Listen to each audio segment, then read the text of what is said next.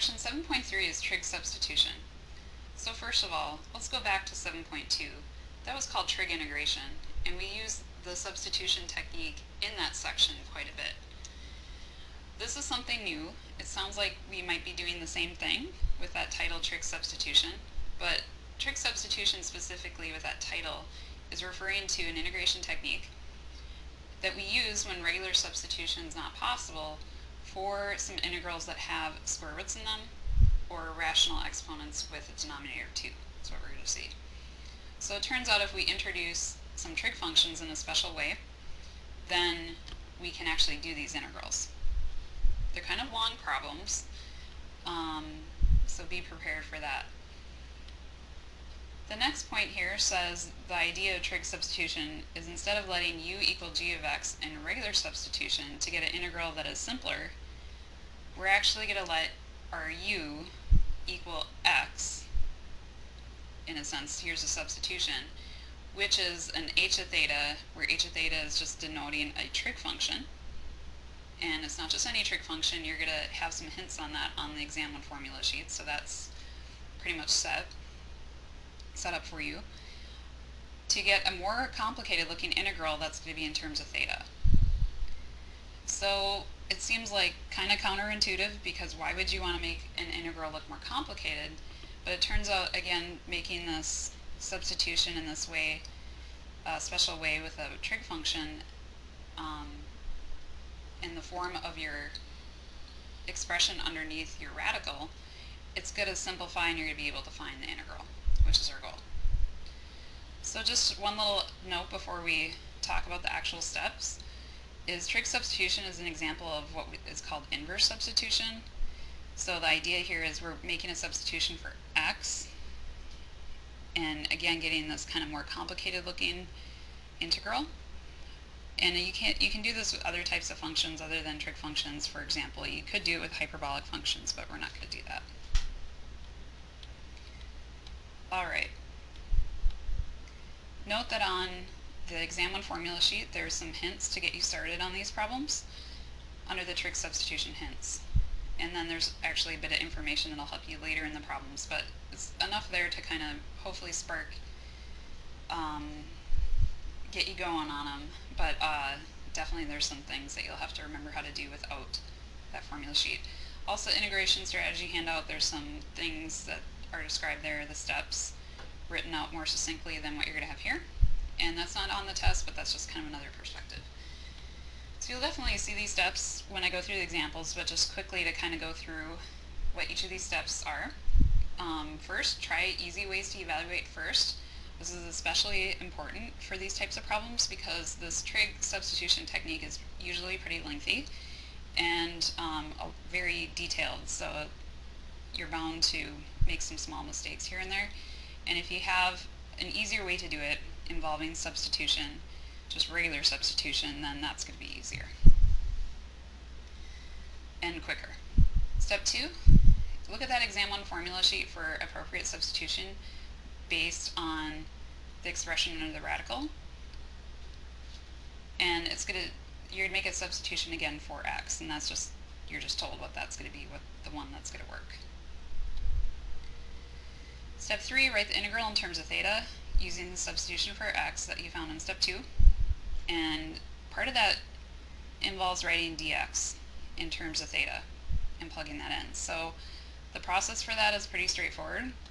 You take your substitution, like for example, x equals 5 sine theta.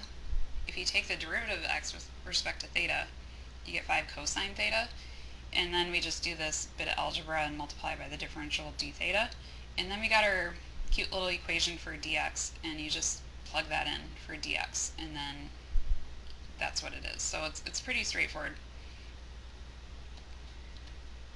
Step 4, identify the trig identity you're going to need. You don't necessarily have to do this right here, but I put this early on in the process here because you're always going to have to use one of these trig identities. They're Pythagorean identities, which you're supposed to have memorized. Sine squared plus cosine squared equals 1, and secant squared minus tangent squared is 1. And the choice will be obvious based on whether you have sine, cosine stuff, then you're going to use the first one here in terms of sine and cosine somehow. And then the other two substitutions are secant and tangent based, and then you're going to end up using this other identity, other Pythagorean identity in terms of secant and tangent. So that kind of part is obvious. Step 5 is basically continuing on with step 3, but the simplification of the integral to evaluate is going to involve that trig identity from step 4. So I just put it up there so that that was sort of something you were looking to do. Often students get stuck at that step. So finally, you should be able to evaluate that integral. Sometimes it's kind of easy to do the evaluation. Maybe you're getting the integral of cosine of theta, and that's super easy to do. Other times it might involve actually the techniques from 7.2 to evaluate, or substitution overall. So there's some variation there. Finally, the finishings. Icing on the cake. So once you evaluate the integral, it's going to be in terms of theta. In your original problem, the function was in terms of x, and so you have to go back in terms of x if it's an indefinite integral. And that's sort of involved. We'll describe that first. Now, indefinite integral, again, just as a reminder, is when you don't have numbers next to the integral sign. So, just describing that quick, there's 3 cases for each of the substitutions. So the first substitution case is x is equal to a sine theta, where a is a specific constant for your problem. And what you're going to have to do is you're going to go back in terms of x. Kind of a nice way to do that is to set up a right triangle. Also, you need to divide both sides by a, whatever that may be for your problem. So in a previous one I had a 5 down there. And then you need to remember what the trig function means in terms of lengths of edges in a right triangle. I always like to put my theta here, although it could go at this other acute angle. Sine is opposite over hypotenuse, so I could label this little right triangle with the opposite edge to theta being x and the hypotenuse being a.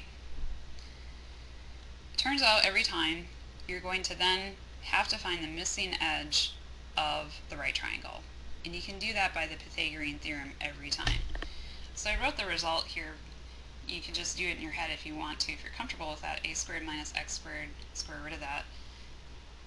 In a color here, I'm just going to do this quickly with the algebra in case you're not seeing it. So I'm just going to call it something like z.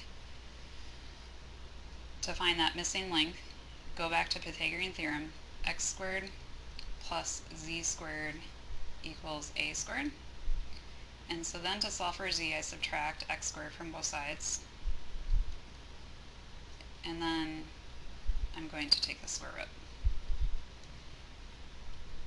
So whatever you have to do to get that result, except I wrote down the wrong thing. Let's go back. So I was subtracting x squared, not z squared. And then we take the square root. So that's how it can be found. I suggest you don't just try to memorize this. I definitely think it's easier just to go through the motions and derive it like we did. The next triangle situation is going to be for the substitution x equals a tangent of theta.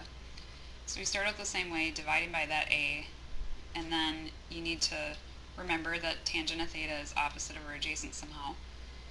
Construct your triangle. You can put theta in the same place, and then you label the edges. So opposite over adjacent, we have x and a in those locations, and you can find the missing edge, which happens to be the hypotenuse in this one, by using the Pythagorean theorem. This one's a little easier to do in our head, maybe. Finally, we have the substitution x equals a secant theta. And so we start again the same way, divide by a, which will be a specific number for your problem. Secant of theta, I might not know that off the top of my head, so I just wrote it out here as 1 over cosine, and then you can multiply by the reciprocal of having adjacent over hypotenuse, and you get hypotenuse over adjacent. So whatever process to remember that secant of theta is hypotenuse over adjacent that you prefer, I just threw that in there as a possibility if you don't just have it off the top of your head. And so then, with my right triangle I make, then I have my hypotenuse as x, and my a is the adjacent edge to theta. You're going to have to find that missing edge every time, so you might as well do it right away. And then I don't have the rest outlined here, but pretty much your result will be something like cosine of theta. And then you could find the cosine of theta with this triangle you constructed, and then you would be able to move on from there. So that's how it works. For a definite integral, you have two choices. You could do it like you did in A, to get everything back in terms of x, and then use the original limits of integration, or the original numbers that were x values. For most people, they prefer this other way, and that's all I'm going to show here. When I do an example with the little numbers there, or a definite integral, I'll show it the other way, just to show you to do it in the style of A, and then put the numbers in at the end, but most people prefer this way, and so this is just going to, I don't want to overwhelm you too much, so I suggest you do it this way. Let's go over it. Here we're going to put basically the values of our integral in terms of theta, and then we're just going to evaluate the integral in terms of theta, and most people seem to like that better. So I just put a dummy value of square root of 2 at the top of this integral. You'd have another value down here, but just kind of showing how you do it for one of these, and then you do the exact same thing for a different value down low in this definite integral. So let's say your original substitution was x is equal to 2 sine theta, and then the square root of 2, remember in the original integral, would be an x value. So if you wanted to find the theta that corresponded with that, then all you'd have to do is plug in square root of 2 for your x in the substitution you made, and then divide by 2, and find the sine inverse of square root of 2 over 2. I prefer just to do it this way. If you have some other way to find this exact theta value, there's different options. What I like to do is just write a square root of 2 over 2 equals sine theta, and now you actually have to go back to your exam 1 formula sheet to find the domain of theta. The domain of theta is restricted, so it's 1 to 1, meaning that it's both a function in terms of theta and in terms of x.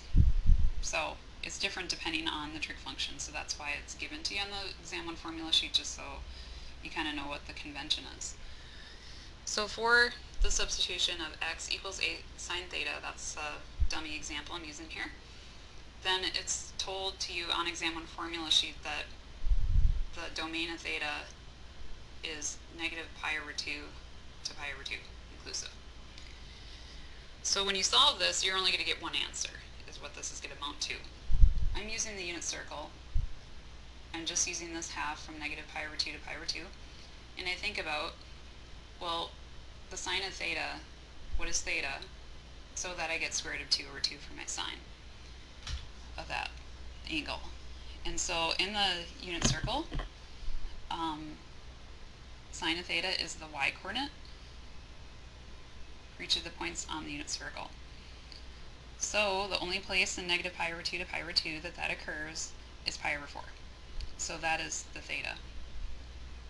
So then you would put in the pi over 4 in place of square root of 2, and you could just evaluate that integral in terms of theta.